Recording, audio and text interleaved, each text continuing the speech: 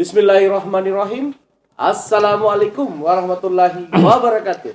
Waalaikumsalam warahmatullahi Dan wabarakatuh. salam sejahtera buat seluruh sahabat dan sobat Pipiso dimanapun Anda berada. Jumpa lagi dengan saya, Suadi Idris Amir, tentunya di acara kesayangan kita, Pipiso Rumah Edukasi. Sahabat dan sobat Pipiso, pada kesempatan kali ini kami akan mengangkat tema Pilkada Wajo, siapa lawan kuat petahana? Dan untuk membedah tema ini, telah hadir di tengah-tengah studio dua narasumber kita yang langsung saya akan perkenalkan. Yang pertama adalah Kakanda Dr. Haji Andi Amir Mahmud MSc, akademisi kita dari Universitas Muslim Indonesia. Beliau juga mantan ketua PKB Sulawesi Selatan yang saat ini konsen menjadi seorang akademisi atau seorang pengajar. Kemudian beliau didampingi pengamat politik Islam dari Universitas Muhammadiyah, Dr. Ridwan Pawalang, yang juga seorang akademisi, pengajar, sahabat dan sobat Pipiso. Assalamualaikum Kakanda. Waalaikumsalam. Dinda dokter. Assalamualaikum. Cuaca ini tetap membuat kita bersemangat ya. Bersemangat. Bersemangat. Baik sahabat dan sobat Pipiso, Pilkada Wajo, siapa lawan kuat petahana? Amran Mahmud. Amran Mahmud saat ini konon katanya sudah pecah kongsi dengan Amran SE, wakilnya. Tentu potensi mereka berhadapan itu sangat besar. Dan konon katanya lawan terkuatnya kemarin Dr. Baso Rahmanuddin pun akan maju. Selain kedua nama ini yang menjadi aktor utama di 2018 kemarin, ada nama di sini yang saya catat Supriyadi P3, ada nama Andi Tenri Liwang PKB, ada nama Firmansa Parkesi dari Gerindra, Andi Rosman kepala dinas di Maros kalau tidak salah, kemudian Samsul Alam dan Haji Anwar MD Nasdem kalau tidak salah, dia anggota DPRD Provinsi Nasdem. Kakanda, dokter, dari nama-nama yang saya sebutkan, siapa kira-kira yang berpotensi bisa menjadi lawan tangguh, lawan kuat petahana? Amran Mahmud. Terima kasih Pak Suwadi. Assalamualaikum warahmatullahi wabarakatuh. Waalaikumsalam warahmatullahi wabarakatuh. Yang saya hormati pemirsa Pipiso dan khusus kepada adinda saya, narasumber, kepada Pak Direktur PTIP, terima kasih. Ini bicara Pilkada Wajo, saya menjadi narasumber karena Wajo itu saya tahu juga. Saya cukup paham karena ibu saya terlahir di Wajo dan keluarga besar saya di Wajo ada juga. Ya. Nah, Wajo ini pilkadanya sangat seksi ya. Kenapa? Karena Bupati saat ini, Amran Mahmud itu sudah pecah kongsi dengan wakilnya, Amran SE.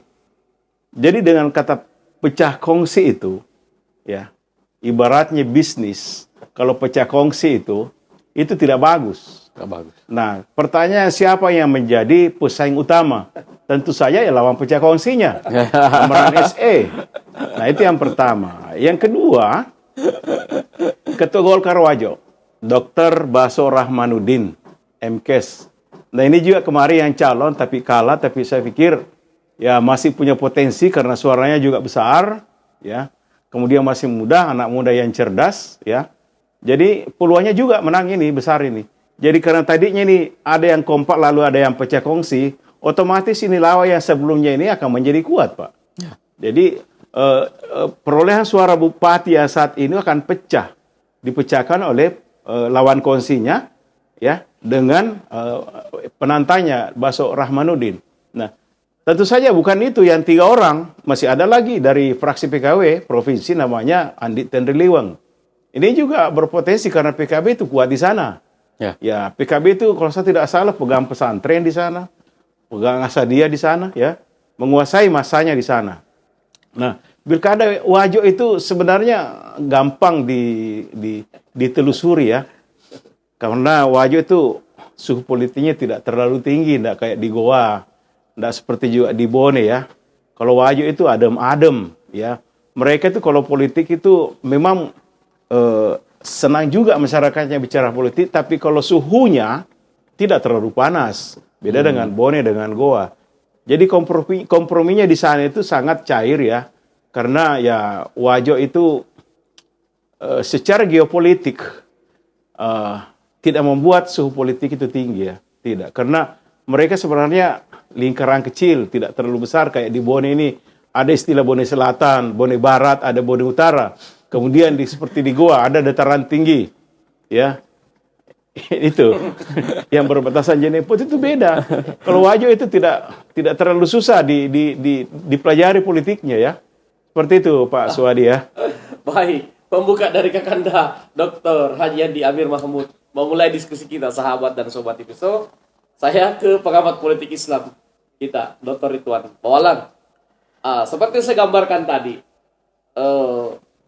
Amran SE, Dr. Baso Rahmanuddin, apakah kedua tokoh ini yang sangat memungkinkan bisa menjadi penantang petahana, ataukah newcomer yang lain berpotensi muncul sebagai penantang? Baik, Kak Kadir. Assalamualaikum warahmatullahi wabarakatuh.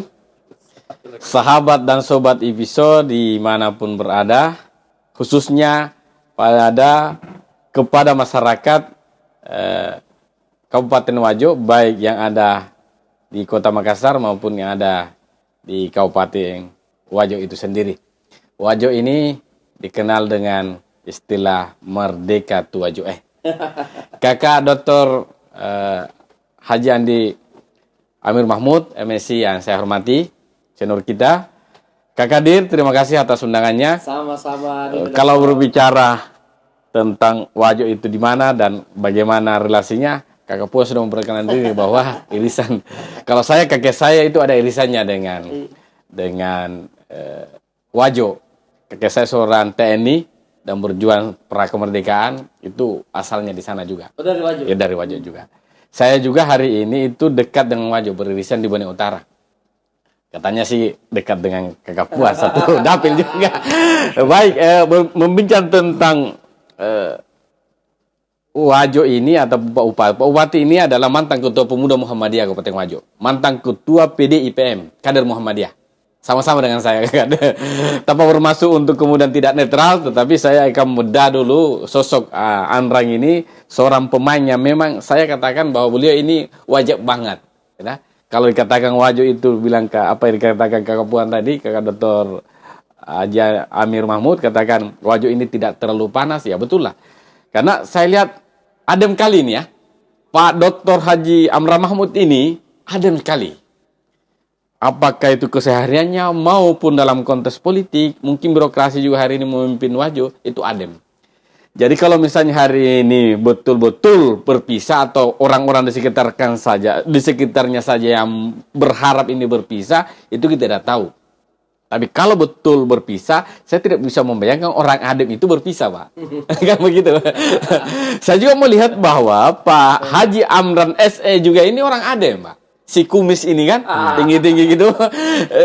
Adem juga saya lihat. Artinya memang jodohnya ini bukan saja jodoh politiknya, tapi emosinya juga sama-sama berjodoh dalam konteks bahwa keduanya adem. Nah, kalau kita lihat dalam konteks politik, pecah dan bersatunya itu adalah sesuatu yang wajar. Apalagi memang kalau misalnya orang-orang di sekitar ini tentu saja kan masih ada. Apakah orangnya Pak Bupati atau orangnya Pak Wakil yang ada di sekitar, tentu kita yakinkan bahwa ada orang-orang di sekitar, apakah itu tim atau siapa atau lawan yang sedang menjadi teman kan hari ini. Nah, kalau misalnya ini yang terjadi, saya pikir cukup dinamis bahwa incumbent ini akan berpisah dengan wakilnya. Tentu saja wakil ngapain berpisah kalau tidak maju untuk 01 kan begitu. Ngapain juga bagaimana Kakanda ya? Jadi bisa saja bahwa Pak Dokter Baso Rahmanuddin ini juga akan muncul juga sebagai petarung penantang ya, penantang kedua kalinya. Jadi artinya bahwa tokoh yang kemungkinan hampir pasti maju di sana dengan kondisi saat ini ya tentu saja selain Pak Bupati, Wakil dan Pak Ketua Golkar, Pak Dokter Baso Rahmanuddin ini. Dan saya pikir dari poros lain juga tentu juga akan turun. Ya, turunnya misalnya Andi Tendrik Liweng ini ya ngapain juga turun kalau tidak menjadi 01 kan? Apalagi seorang anggota DPRD provinsi. Yang saya pikir PKB itu juga cukup kuat secara basis dari kontes politik NU di Kabupaten Wajo yang saya pikir asal dia ini kan lahir di sini dan itu cukup dekat irisannya dengan NU.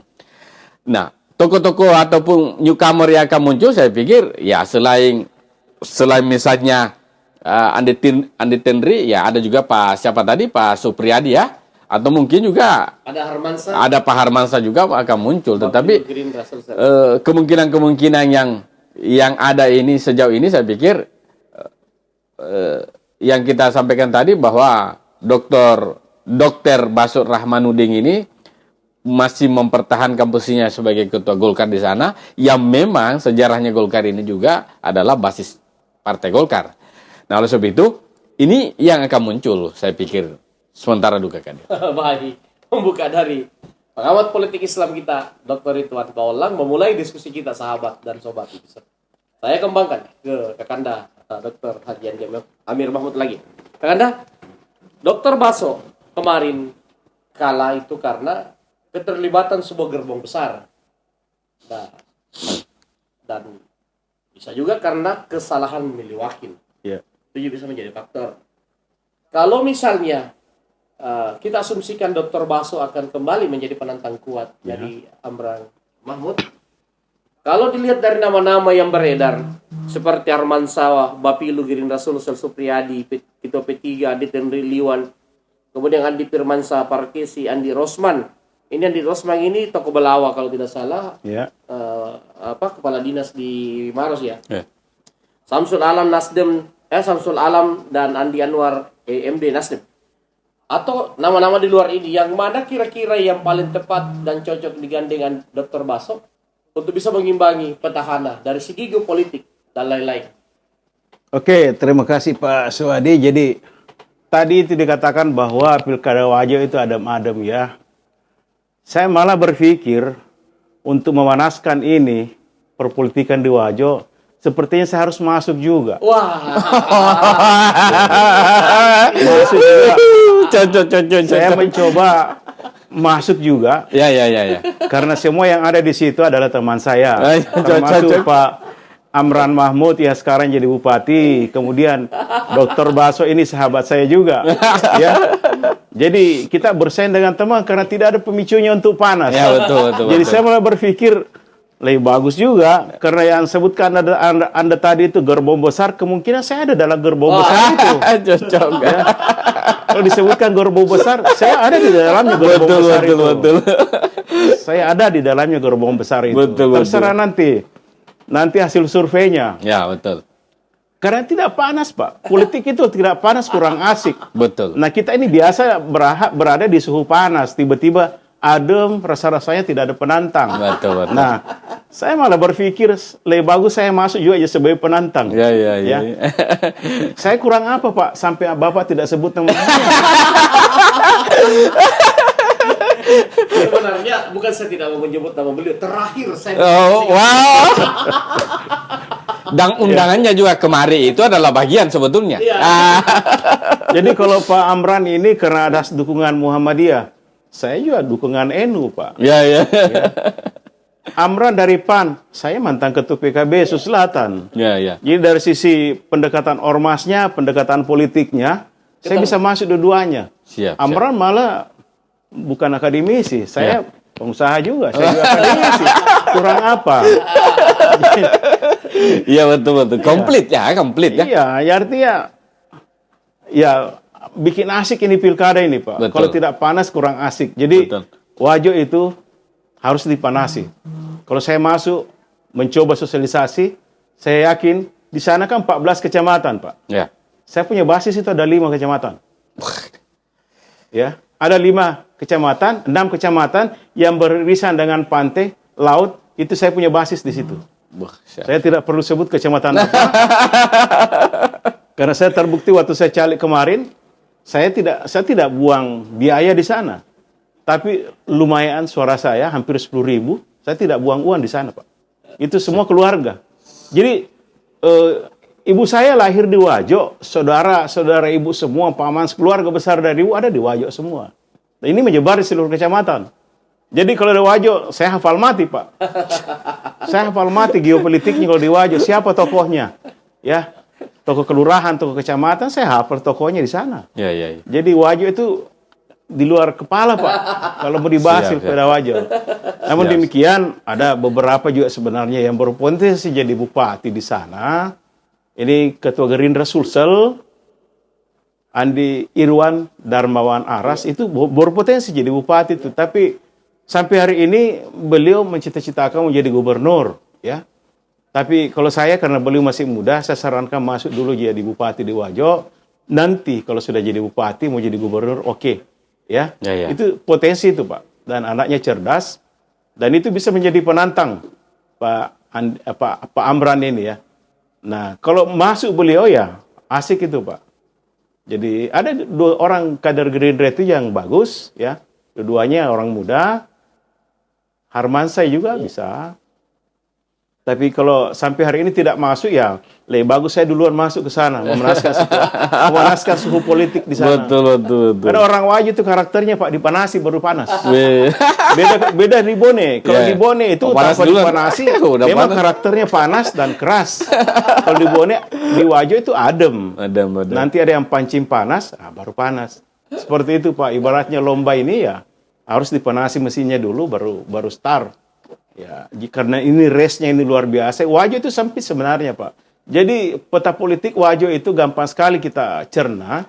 Karena tadi itu 14 kecamatan, kemudian kalau saya tidak salah 128 desa, 48 kelurahan. Jadi tidak seperti kalau misalnya di Goa itu banyak. Jadi separuh penduduk Goa itu sama dengan Wajo.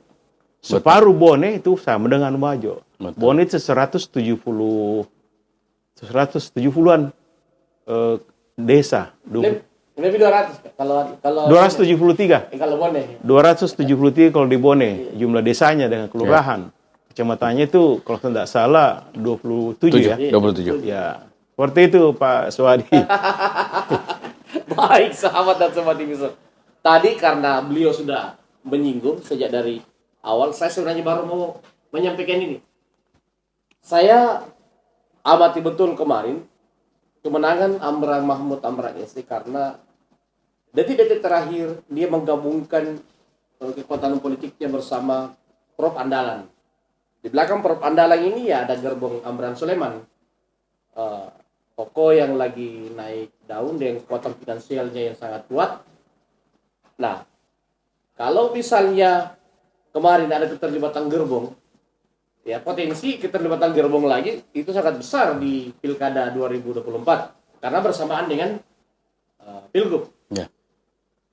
Apakah sangat berpotensi incumbent di sana itu dikalahkan ketika dia tidak berbarengan dengan gerbong yang memiliki kekuatan finansial yang kuat dari Pilgub. Karena kemarin kemenangan Amran Mahmud itu karena irisannya karena dia berduet dengan Prof Andalan. Nah ini kan Prof Andalan sudah tidak ada, pecah ya. Tinggallah di Sudirman. Kalau misalnya dia bergandengan lagi dengan di Sudirman, apakah potensi yang sama bisa membuat kembali Amran Mahmud itu menang, atau sebaliknya kalau Andi Sudirman ini bergandengan Dr. Baso, Ya.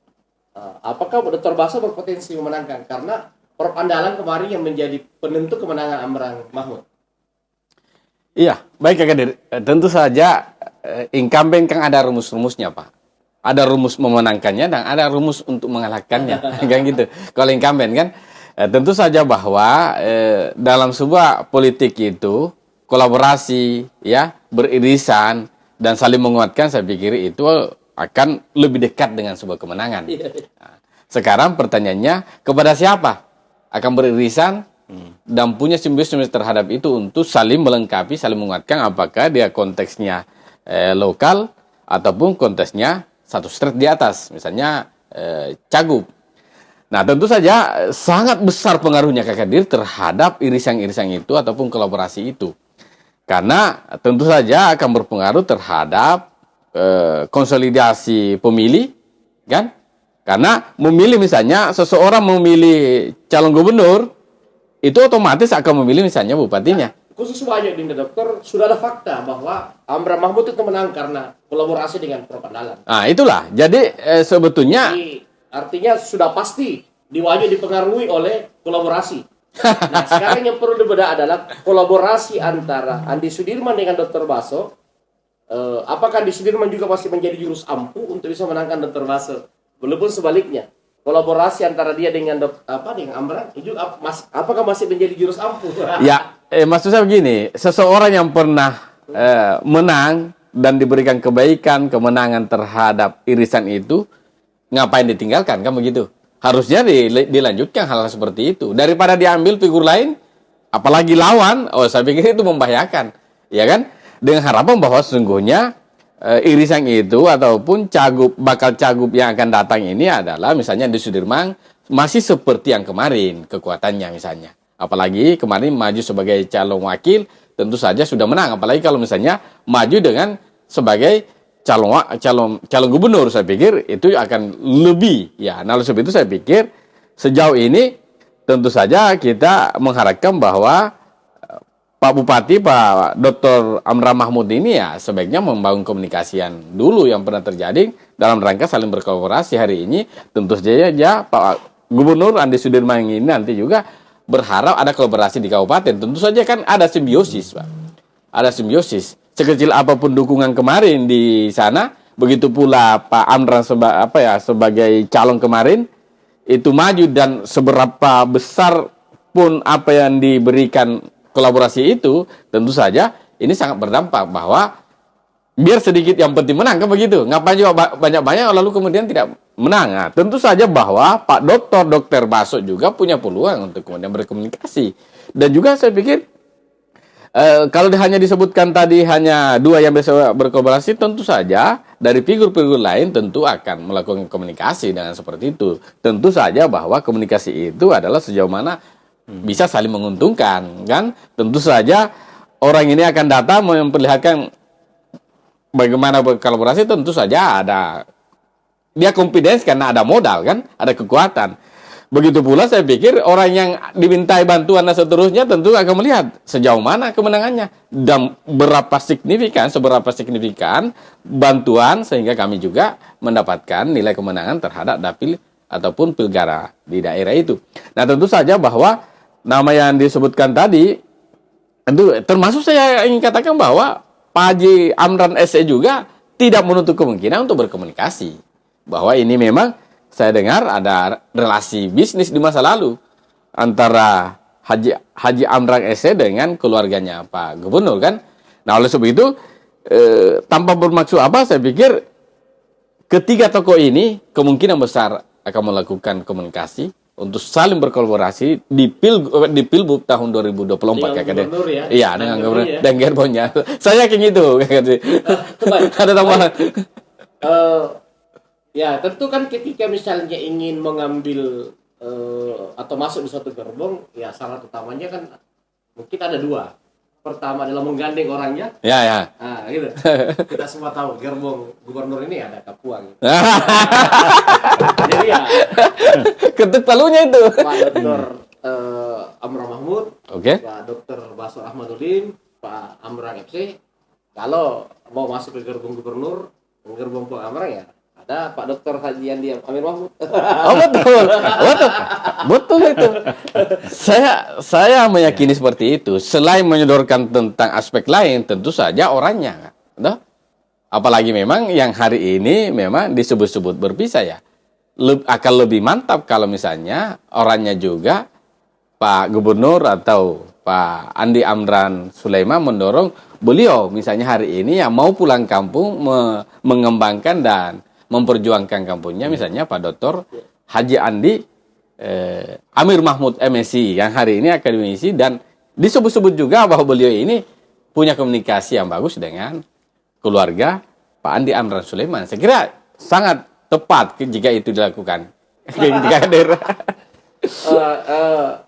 Saya ke Kakanda lagi. Pengaruh NU dan Muhammadiyah di Wajo dalam mempengaruhi kemenangan lebih besar mana, Kakanda, dalam kacamata Kakanda dapat?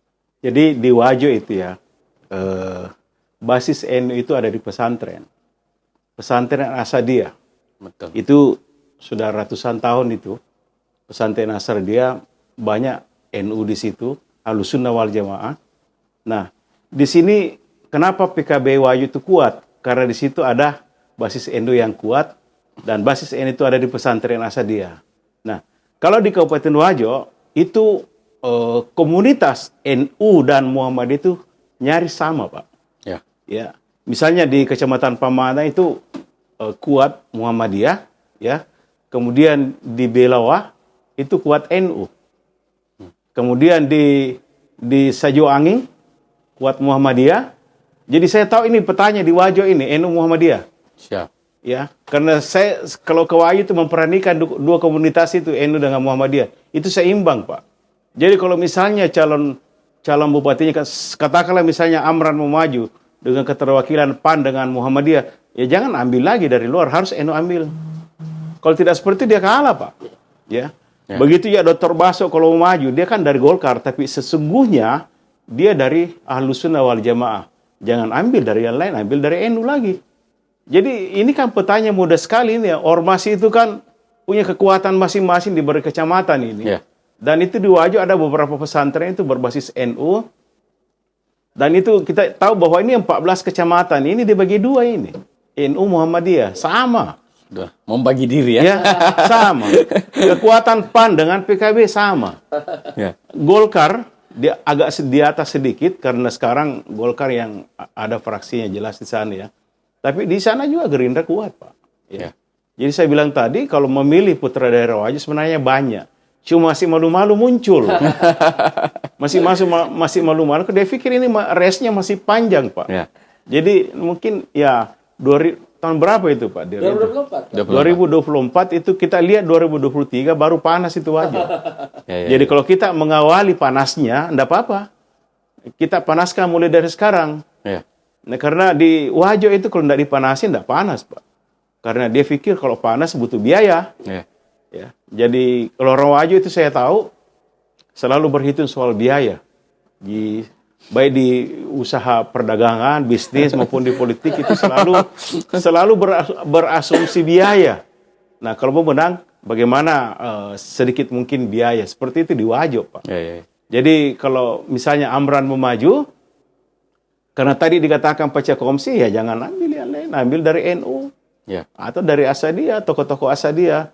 Begitu juga misalnya kalau misalnya Amran Mahmud mau maju, ya, Amran SE mau maju ya, karena dia basicnya pengusaha, saya sarankan jangan ambil politisi, ambil birokrat di sana. Ya. Di sana ada Firman Perkesi, Ya. Firmansyah Perkesi, Andi Rosman, ada juga siapa namanya, Andi Tendiliweng dari PKB. Ya. Itu bagus semua itu.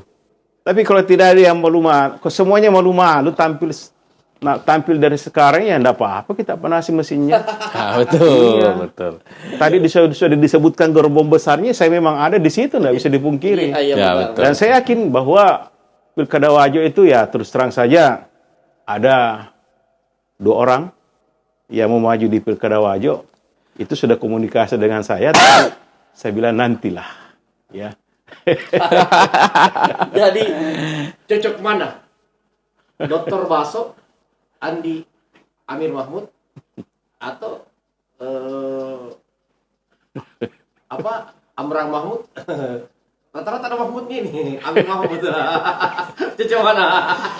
Sini Kak Kadir. Jadi gini, setahu pantauan sejauh pantauan saya bahwa sesungguhnya dua Amrang yang menang di pilkada Pilbub Wajo itu adalah didukung oleh dua ormas, Pak. Ya. Dan pesantren-pesantren yang berbasis di sana baik NU maupun Muhammadiyah. Itu jelas itu bahwa kemenangan kemarin itu sangat signifikan suara Asadiyah, Pak, dan gerbongnya. Dan juga itu tentu saja NU Muhammadiyah ada di situ. Itu saya yakin. Nah, sekarang kalau misalnya yang mana? Dukung Amran Sulaiman yang paling membesar. Ya, saya pikir itu pada aspek lain. Saya pelaku. Siap. Saya tahu betul. Jadi maksud saya dari sisi pemilih, saya pikir kedua ormas itu berkolaborasi. Dari sisi finansial mungkin itu juga perlu disebutkan bahwa Andi Amran Sulaiman berkontribusi signifikan terhadap itu. Nah, sekarang kira-kira seperti apa tarikannya? Apakah Pak Dr. Baso ini akan maju untuk calon kedua atau seperti apa? Kan? Tapi bagi saya, kita paketkan kembali Amran yang ujungnya dan awalnya Amran. Nah, begitu ha. Jadi kalau Dr. Amran Dr. Amran Mahmud ini akan maju kembali, ya sebaiknya menggandeng Amir Mahmud. Dr. Amir Mahmud. Sama-sama doktor, Pak. Dan sama-sama aktivis. Ya. Ya, saya pikir ini yang menarik. Yang kedua, punya irisan. Satunya Muhammadiyah full, satunya NU Muhammadiyah. Saya pikir ini seperti Pak JK lah ya. Bapaknya NU, ibunya Aisyah, Ibu Atira. Saya pikir ini menarik. Mengingat bahwa di bawah ada. Dan irisan partainya juga, beliau mantan ketua PKB. Nah, ini narasumber kita yang bincangkan ini. Jadi, saya kira akan lebih menarik kalau misalnya dua dokter ini maju, dan masing-masing punya Amran juga. Jadi next Amran tidak sulit untuk memperkenalkan, Pak. Ya kayak gitu. Nah, itu yang paling penting. Kalau kemarin dua Amran, sekarang dua Mahmud. Dua Mahmud.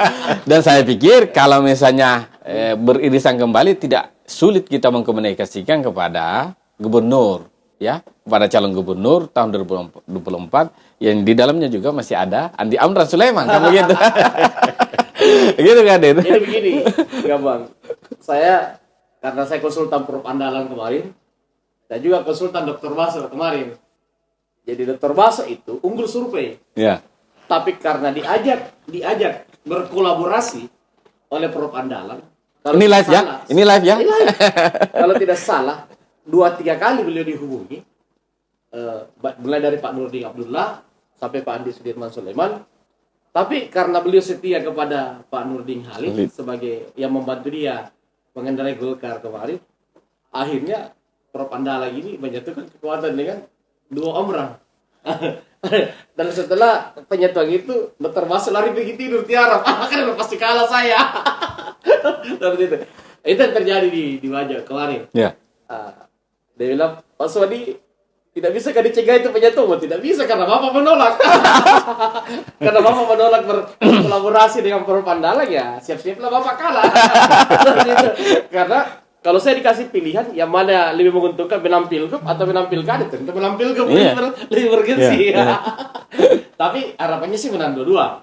Tapi karena Bapak tidak mau ikut pada gerbong yang menang, ya, dan beliau akui setiap beliau berbicara kemana-mana, termasuk kemarin ya, waktu kita ketemu, beliau mengakui bahwa kekalahan saya karena saya menolak berkolaborasi dengan Prof Andalan. Padahal saat itu siapa yang berkolaborasi dengan Prof Andalan, maka itu menang. Nah, di 2024 ini Dr. Baso katanya tidak mau lagi saling. Dan sejak dari ini ingin melamar perwakilan dari gerbong yang mengalahkan dia kemarin. Seperti itu. Yang saya lihat. Saya yang beri lamar atau saya lamar dia? Ya. Tunggu dulu. Seperti itu. Jadi begini, tentu yang menjadi variabel yang harus dilihat bahwa kinerja Pak Amran Mahmud ini harus kita lihat dulu. Kita harus ukur tentunya kaidah ilmiahnya adalah riset. Kalau memang kinerja Pak Dr. Amran Mahmud ini bagus, tentu peluang dia untuk memenangkan pertarungan ya pasti sangat besar. Tapi kalau kinerjanya tidak bagus, tentu Dr. Baso Rahmanuddin akan terbuka peluangnya untuk bisa mengalahkan. Karena sebenarnya kemarin ada peluang dia menang, hanya gara-gara detik-detik terakhir ada gerbong besar yang membantu Pak Amran sehingga beliau kalah. Dan di politik itu pengaruh tokoh, elit, gerbong itu sangat mempengaruhi sebuah perubahan Betul. pilihan-pilihan di TPS. Betul. Karena tidak bisa dipungkiri gerbong yang hadir dengan kekuatan finansial yang kuat dan ketokohan itu sangat mempengaruhi. Dan itu yang terjadi di Wajo. Jadi selain adem-adem ternyata ada juga pemicunya bisa panas ya. Baik, sahabat dan sobat Tipiso, demikianlah diskusi kami yang mungkin agak sedikit banyak bercanda, Ya. tetapi percayalah bahwa nuansa edukasinya tetap menjadi kami kedepankan, sahabat dan sobat Tipiso, karena memang Tipiso ini hadir untuk memberikan dan membuka ruang-ruang edukasi, terutama yang berkaitan dengan politik pemerintahan dan sejenisnya, atau yang berkaitan dengan politik dan pemerintahan. Terima kasih Kak Kanda. Indah. Assalamualaikum warahmatullahi wabarakatuh. Waalaikumsalam Waalaikumsalam. warahmatullahi wabarakatuh.